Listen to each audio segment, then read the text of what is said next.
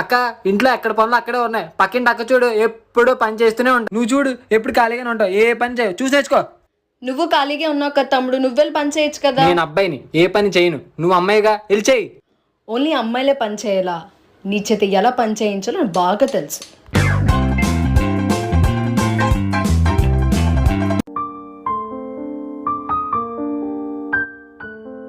అక్క ఏమైందక్క? అదా బాత్రూంలో కాలు జారి పడిపోయినరా. అదే జారిపోయినప్పుడు చేయికి తగిలిసిందిరా బాగా. చూసుకోవాలి కదక్క. సరేలేరా, నాకు చాలా పనులు ఉన్నాయి. చేయి నొప్పితో నువ్వేం చేస్తావులే, నేను చేస్తానక్క. తినడానికి ఏమైనా తీసుకొస్తాను. కీస్ మర్చిపోయానే. చమ్కిలా అంగిలేసి వదిలి